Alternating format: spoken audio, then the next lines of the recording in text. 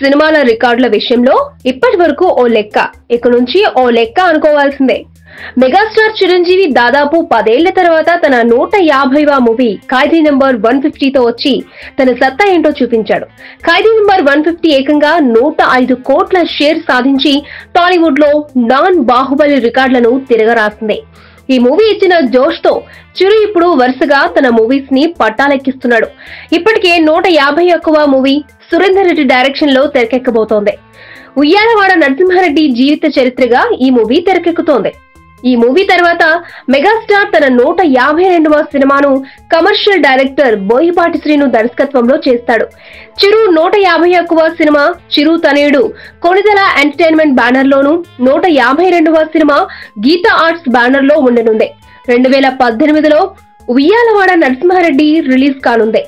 ఇక చిరు 153వ కోసం అశ్విని దత్, 154వ సినిమా కోసం జమినీ కిరణ్ సిద్ధంగా ఉన్నారని చిరు ఇటీవలే చెప్పాడు. ఈ 4 సినిమాలతో చిరు వచ్చే 2 ఏళ్లలో రఫ్ఫాడించడం పక్కాగా కనిపిస్తోంది. ఇక అశ్విని దత్ సినిమాకు క్రిష్ దర్శకత్వం వహిస్తారని తెలుస్తోంది. ఈ వీడియోపై మీ విలువైన కామెంట్స్ ని మాతో షేర్ చేసుకోండి. అండ్ ఇంకో విషయం, సబ్స్క్రైబ్ చేయడం మర్చిపోకండి.